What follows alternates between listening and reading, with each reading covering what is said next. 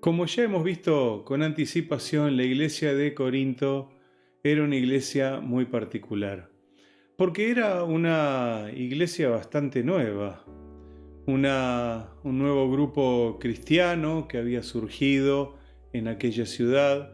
Recordemos que esta gente viene de un mundo pagano, de un mundo politeísta, y desde que Pablo funda la iglesia hasta que escribe estas cartas, pasan aproximadamente unos 5 años. Quiere decir que los creyentes más viejitos tenían menos de 5 años de haberse convertido a Cristo. Así que Pablo tiene en mente estas cosas cuando escribe este capítulo, este cóctel de cualidades, también recordando que la ciudad de Corinto está como haciendo puente con Asia, así que este era un lugar de paso del comercio de aquel entonces, lo que hacía una ciudad muy populosa, muy comercial, y tenía todo lo que tienen las grandes urbes, todos los males y todos los beneficios de cualquiera de las grandes ciudades. Así que los cristianos de Corinto necesitan comprender cómo se vive la vida cristiana. Por eso en la primera parte del capítulo, Pablo les cuenta acerca de Israel, cómo Dios los sacó de Egipto y cómo fue su travesía en el desierto, cómo Dios les proveyó, pero también cómo Dios juzgó a su pueblo, habiendo sido el pueblo, vamos a decir, elegido para llevar su palabra. Dios también juzgó a su pueblo por la rebelión que ellos manifestaron a lo largo de esos 40 largos años de desierto. Así que están ahí y Pablo les muestra a los corintios que, cuidado, uno puede ser el elegido de Dios o uno puede tener una vocación divina, pero si se hacen mal las cosas, uno terminará también pagando las consecuencias. Dice 1 Corintios capítulo 10, versículo 11, y estas cosas les acontecieron como ejemplo, y están escritas para amonestarnos a nosotros, a quienes han alcanzado los fines de los siglos. Ahí Pablo les dice, estas cosas han quedado escritas para su ejemplo, para que tomen ejemplo. Tal vez usted está comenzando la vida cristiana o la ha comenzado hace poco o no, tal vez hace muchos años.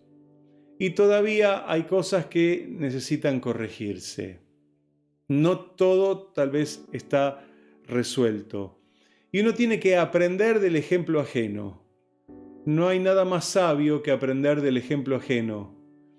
Por supuesto que aprendemos del propio, pero ¿para qué meternos en problemas si podemos ver qué les pasó a otros cuando estuvieron en problemas y cómo resolvieron su situación? Así que es la Biblia el lugar donde vamos a encontrar esos ejemplos, los buenos y los no tan buenos, para que podamos entender cómo se vive la vida cristiana. Por esta razón quisiera compartir con ustedes algunas máximas que Pablo les da a los corintios referente a esta historia que él acaba de contar sobre Israel. Las máximas son grandes principios y encontré dos muy importantes en todo el relato del capítulo 10 de 1 de Corintios.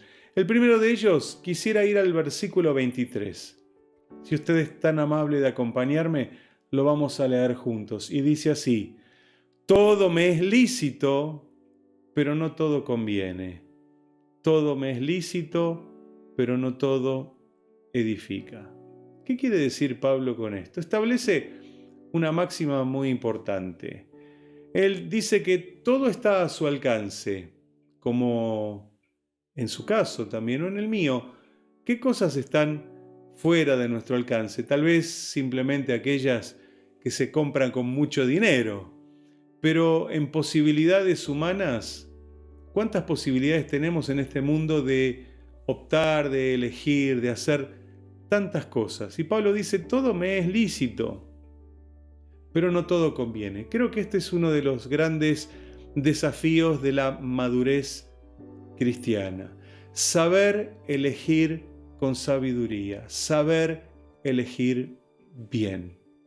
Yo siempre tengo en mente esto, que las buenas elecciones que uno hace dan buenos resultados. Las malas elecciones siempre dan malos resultados, por eso son malas. Creo que necesitamos aprender a escoger opciones. Este mundo está lleno de opciones de las más variadas, desde modas, pasando por comidas, por estilos de vida, infinidad de cosas, opciones, opciones y opciones. Y un niño cuando se enfrenta a estas opciones no sabe escoger o discernir lo bueno o lo malo de manera objetiva. Cuando un niño elige, lo elige desde su propia perspectiva. Y siempre va a elegir en función de lo que a él le parece. ¿Esto es lindo o es feo? ¿Esto es rico o es repugnante? Eso a la hora de la comida. ¿Esto es entretenido o esto es aburrido? Fíjese que todo pasa por la emoción, pasa por la experimentación. Pero el maduro dejará de lado su emoción, la experimentación o sus gustos y deseos para decidir con otro tipo de filtros en su propia vida. Recordemos, usted está en un mundo de opciones. ¿Y con qué criterio elige esas opciones?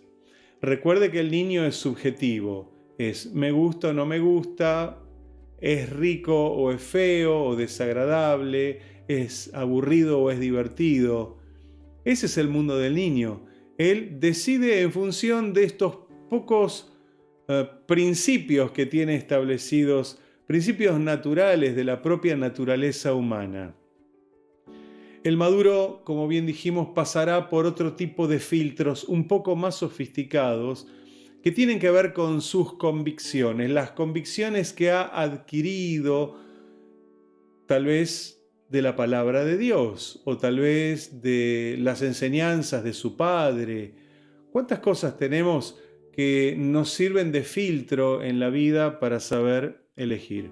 Pablo les está hablando a los corintios desde el contexto de la idolatría, desde el contexto de las comidas ofrecidas a los ídolos y también desde el de la demonología, porque todo esto está asociado a los demonios. Pero estaba al alcance de la mano.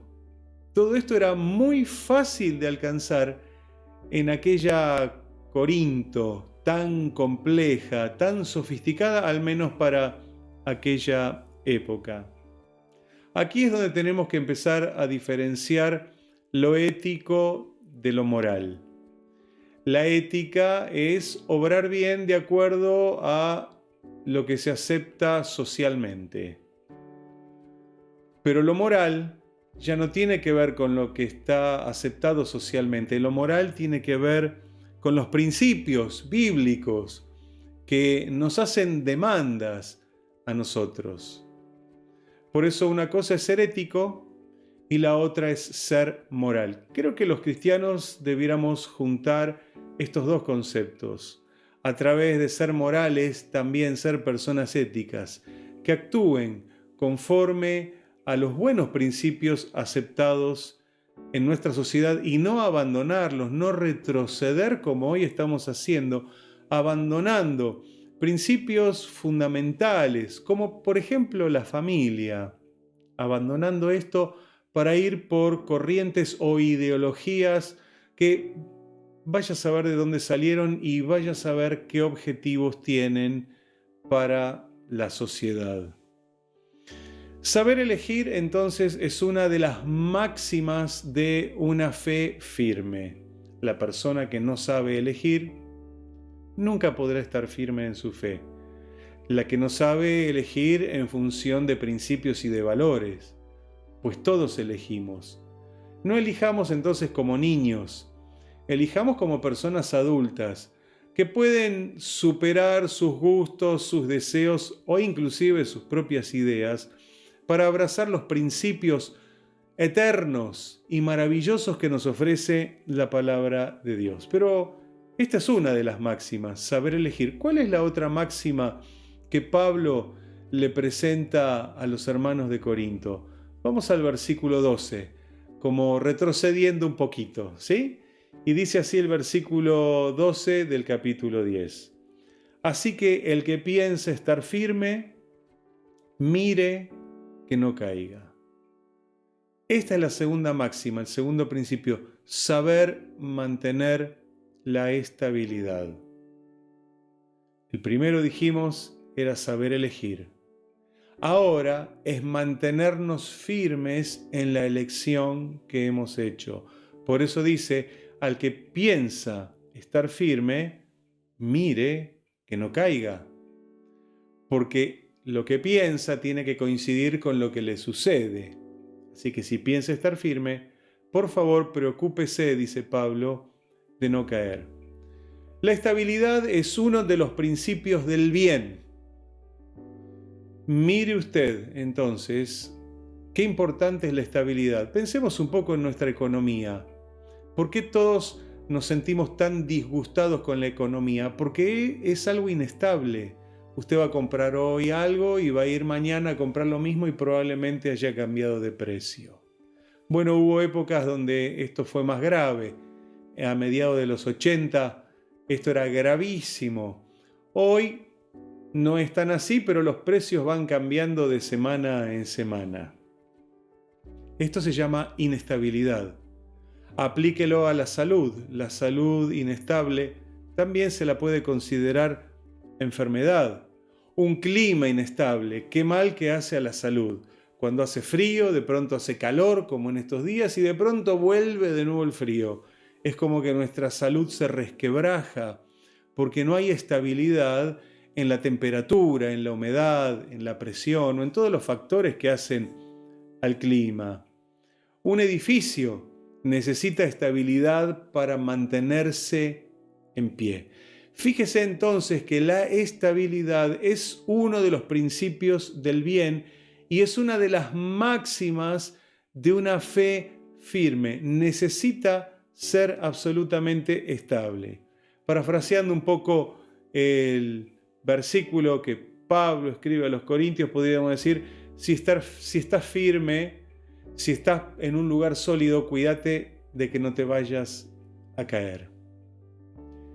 Y esto tiene que ver con nuestra fe. Nuestra fe es un lugar sólido donde estar parados. Cuidemos entonces que no nos caigamos de ese lugar.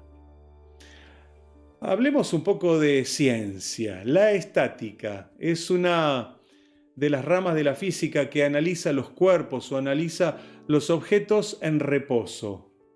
Es fundamental mantener a aquellas personas que se dedican justamente a la construcción, necesitan tener muy en claro, o aquellos que se dedican a la ingeniería civil, tienen que tener muy en claro los principios de la estática. Me gustaría nombrarle algunos, que después también los podemos aplicar en un sentido espiritual.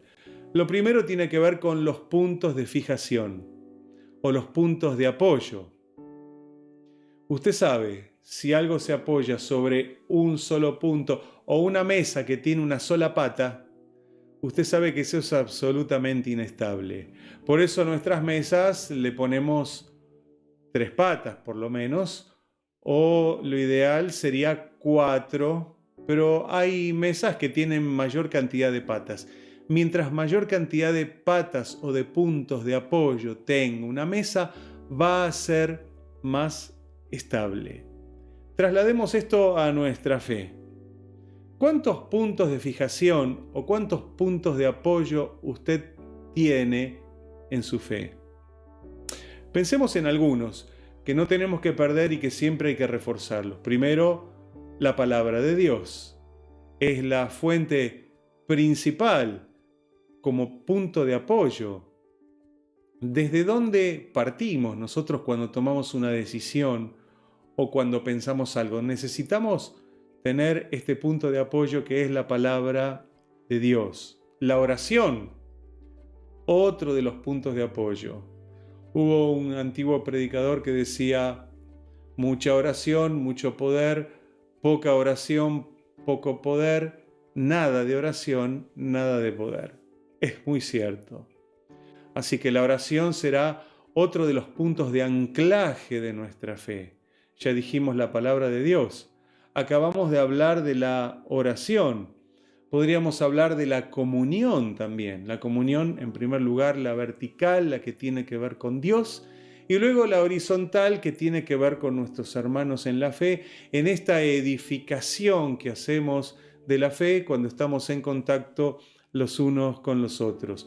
Después podríamos poner otros elementos, otros puntos de apoyo: la obediencia, el amor, la caridad, la compasión. Son todos puntos de apoyo que harán que una fe sea bien sólida. Esto es la estática de la fe. Recuérdese, en primer lugar, mientras más puntos de fijación haya, más firme va a estar un elemento. Aplicado a la fe, mientras más puntos de apoyo tenga nuestra fe, va a ser más firme, va a ser más estable, va a ser más duradera. Hay otro segundo principio. Se necesitan equilibrar las fuerzas. Esto es muy importante también. Para que algo esté vertical, hay muchas fuerzas que pueden derribarlo. Fuerzas laterales, fuerzas que ejercen distintas presiones sobre la estructura. Hay que equilibrarlas para que justamente haya una verdadera estabilidad. Podríamos hablar de la acción y de la reacción, también dos principios de la física. En toda acción hay una reacción, pero para que esto no se mueva, necesitan esas fuerzas justamente estar equilibradas para anularse a sí mismas. Llevémoslo esto al plano espiritual, porque siempre lo tenemos que llevar al plano espiritual. Usted sabe que estamos rodeados de fuerzas que nos desequilibran y que nos quieren derribar continuamente. Son las fuerzas satánicas, las fuerzas de la oscuridad, las fuerzas del mundo, y también, lamentablemente, a veces permitimos que nuestra carne rebelde, también aporte una de las fuerzas desequilibrantes en nuestra vida. Pero necesitamos neutralizar esas fuerzas del mal con el bien. Y hay un pasaje que me pareció espléndido para poder poner como ejemplo en este día. Es el libro de Romanos, en el capítulo 12 y versículo 21, donde dice de la siguiente manera: no seas vencido de lo malo, sino vence con el bien el mal. ¿Se da cuenta que Pablo está escribiendo ahí a los romanos que tienen que equilibrar las fuerzas que los quieren tirar, tienen que ser equilibradas con la otra, el bien y el mal, finalmente luchando? Y para que usted tenga firmeza, necesita equilibrar todas esas fuerzas negativas, oscuras, malas, que inclusive a veces nacen y surgen desde nuestro interior, desde nuestra mente y desde nuestro corazón. La incredulidad, el desánimo, la pérdida de aliento. ¿Cuántas fuerzas que nos surgen desde adentro, que quieren derribarnos directamente en el piso? Pues recordemos entonces Romanos 12:21, vence con el bien el mal. Equilibrio de fuerzas. Tercer principio de la estática: debe haber rigidez en los elementos. ¿Qué quiero decir con esto? Teóricamente, desde el plano de la teoría, en la ciencia se hablarían de elementos indeformables. Cualquier elemento que se deforme va a perder el equilibrio, va a perder su estática, puede cambiar su dirección y puede terminar desparramado en el piso. Es cierto que es muy difícil lograr un estado absoluto de indeformabilidad, puesto que todo se rompe en esta vida. Pero bueno, hablemos de elementos ideales que harían una estabilidad absolutamente perfecta. Trasladémoslo ahora a lo espiritual. ¿Qué hay o qué podemos elegir en nuestra vida que sea indeformable o que sea absolutamente fijo, que no se mueva ni para un lado ni para el otro, que no se hunda, que no se tuerza? Quiero ir a otro pasaje maravilloso que nos habla del lugar donde todos podemos apoyarnos, que no se va a derribar. Jesús habló de esta condición en el Evangelio de Mateo, en el capítulo 7, versículos 24 y 25, donde dice: cualquiera, pues, que me oye estas palabras y las hace, le compararé a un hombre prudente que edificó su casa sobre la roca.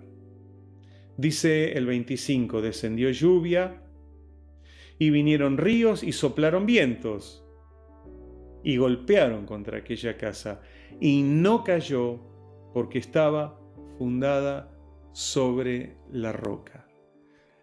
Luego Pablo desarrolla esta idea y dice que es Cristo la roca firme donde todos debemos estar apoyados. Acuérdese, este tercer principio de la estática, un elemento indeformable o inamovible. Si se mueve un poquito, ya pone en riesgo toda la estructura.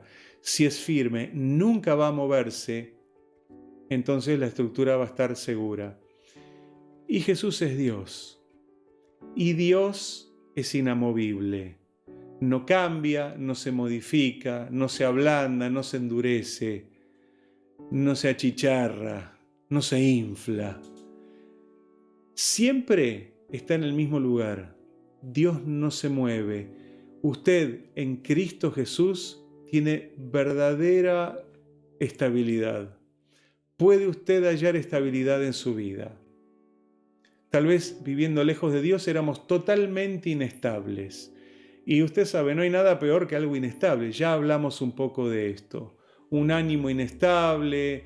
Un día tocábamos el cielo con las manos, al otro día estábamos en lo más profundo del infierno. Un día contentos, al otro día amargados o enojados o envenenados. Esa es la inestabilidad propia del pecador. Pero Dios nos invita ahora a una estabilidad, a una estática. Y es maravilloso, la ciencia también nos ayuda a poder comprender cómo podemos aplicar esto a nuestra vida espiritual.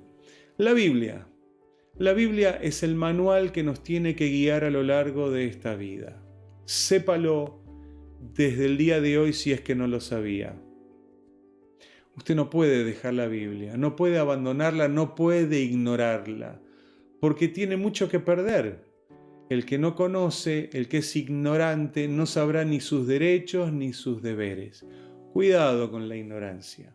Cuidado con el camino que algunos quieren que tomemos, que seamos todos brutos e ignorantes para poder hacer con nosotros lo que quieran. De ninguna manera esto tiene que ser así. Por eso la Biblia será siempre fuente fresca, fidedigna y buena de información para que usted no sea más un ignorante, para que usted sea sabio y tome decisiones correctas. En la Biblia está escrito todo lo que usted necesita saber para tener una linda vida, para tener una vida agradable, para saber vivir bien y hacer que los que están al lado suyo también puedan vivir bien. Para que usted tenga una fe firme, que su fe no se mueva como se mueven los ciertos árboles cuando soplan los vientos huracanados. No, de ninguna manera. Su fe no tiene que moverse de ninguna forma. Nuestra fe tiene que ser una fe firme. Para eso recordemos las dos máximas que Pablo le dijo a los corintios. Primero, sepa elegir bien. Como pueblo tenemos que saber elegir bien a nuestras autoridades. Tenemos que saber bien a quién vamos a poner en la silla de autoridad de nuestro país. Es muy importante. Y esto rige para cualquier pueblo en democracia, por supuesto, que pueda elegir. Pero después trasladémoslo esto a otras áreas de la vida. Usted tiene que saber elegir bien su comida, tiene que saber elegir mejor sus amigos, tiene que diferenciar bien todas las cosas para poder tener estabilidad. Y la segunda es mantener esta estabilidad. Una vez que haya elegido, usted tiene que mantener la estabilidad o la estática en su vida. Creo que estas son dos cuestiones fundamentales que van a hacer nuestra fe una fe verdaderamente firme. Voy a hacer una oración en este momento. Voy a orar por usted para que nunca se olvide de estas dos máximas que Pablo le dio a los corintios y que las aplique en su vida, que nunca las deje de aplicar. Amado Padre Celestial, hoy aprendimos nuevas verdades de tu palabra, dos máximas que harán nuestra fe absolutamente firme. Primero, saber elegir. Tantas opciones que ofrece este mundo, tantas opciones que están al alcance de nuestra mano, muchas veces nos pueden confundir. Pero hoy, en función de principios tuyos, Señor, tomaremos esta máxima para nuestra vida y filtraremos todas nuestras decisiones por los principios de tu palabra. Queremos elegir bien. Todo en nuestra vida tiene que estar bien elegido. Nada por el azar, sino con una verdadera intención en nuestro corazón. Y luego, Señor, te pido por mis hermanos para que puedan mantenerse firmes en sus decisiones. Que nada los haga cambiar de esas buenas decisiones que han tomado. La más importante, de seguir y servir a Cristo Jesús, Él y su casa. Te pido, Dios, que esto nunca se pierda, que nada haga, Señor, que se pierda esta estabilidad espiritual que obtenemos en Cristo Jesús. Padre, yo te bendigo en esta hora y te agradezco porque tu palabra siempre es luz en nuestro camino, luz que ilumina nuestro andar en esta vida. Querido Jesús, gracias. Gracias por lo que Pablo escribió en el libro de 1 Corintios, en este capítulo 10, estas dos máximas fundamentales para tener una fe firme. En el nombre poderoso de Jesús, nuestro Señor y nuestro Salvador. Amén. Dios les bendiga muy ricamente.